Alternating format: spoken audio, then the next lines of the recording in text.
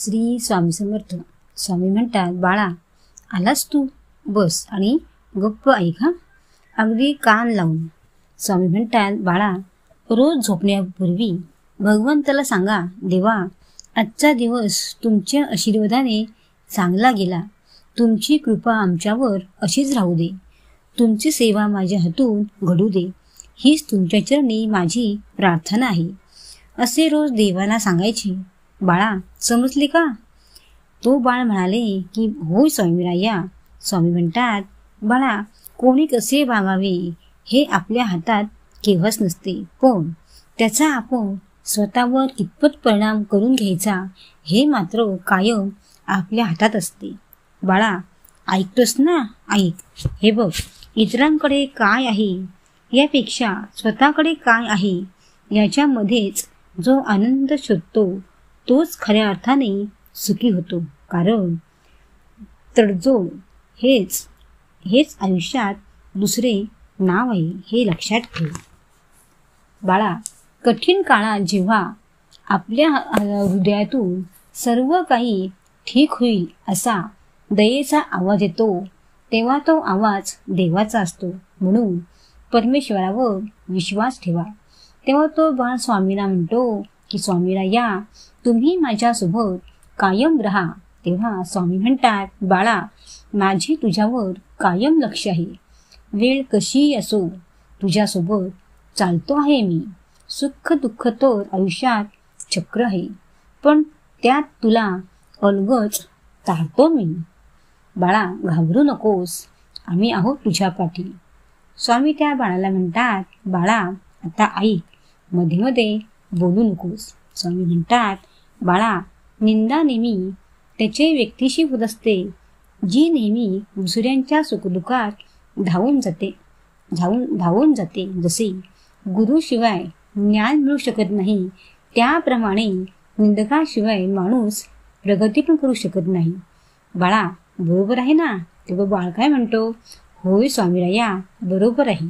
स्वामी म्हणतात, बाळानो स्वतःला घडवण्यात इतके व्यस्त राहा की तुमच्या ध्येयाशिवाय तुम्हाला दुसरे काहीच दिसले नाही पाहिजे. स्वतःच्या ध्येयावर इतके लक्ष द्या की तुमचे आयुष्य घडले पाहिजे. बाळा मनासारखे कोणालाही जगता येत नसते. परिस्थितीनुसार जगणाऱ्याने शिकवणारे शास्त्र म्हणजे अध्यात्म. समजले का बाळा? ऐक. स्वामी म्हणतात, बाळा माणसाच्या आयुष्यात वादळे येतात तेव्हा मोठमोठी झाडे गळून पडतात, मात्र गवत धरून राहतो. त्याने मातीला घट्ट धरून ठेवलेले असते. त्याचप्रमाणे माणसाच्या आयुष्यात संकटी वादळे येतात, पण तिचा तग धरतो. त्याने गुरुला घट्ट धरून ठेवले पाहिजे. स्वामी म्हणतात, बाळा काही झाले तरी डगमगू नकोस.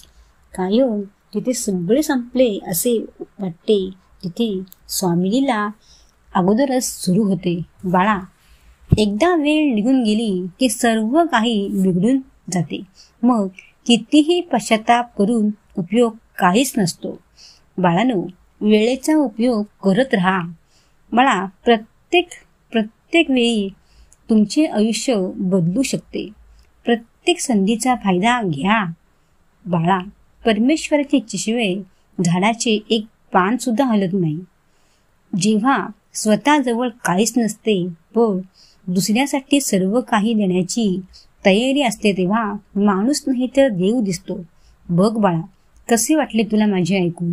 बाळा म्हणाला की स्वामीराया खरोखर असे वाटते की तुमच्या जवळून उठूच नाही, तुमच्या जवळच ऐकत बसावे. तेव्हा स्वामी हसतात, बाळा ऐक आता. बाळा कोणी आपले वाईट केले तर त्याचे कर्म आहे, पण आपण कोणाचे वाईट करू नये हा आपला धर्म आहे. स्वामी म्हणतात, बाळा ध्येय साध्य करणे कितीही कठीण असते, पण जर आत्मविश्वास असेल तर अशक्य असे काहीच नाही. बाळा निराश कधीच होऊ नका. जिथे तुझे स्वतःचे लोक तुझ्याकडे पाठ फिरवतील तिथे मी तुझ्यासोबत असेन, हे बाळा कायम लक्षात ठेव. बाळा आता रात्र खूप झाली आहे, घरी जा, आई तुझी वाट बघत असेल आणि उद्या सकाळी ये. श्री स्वामी समर्थ.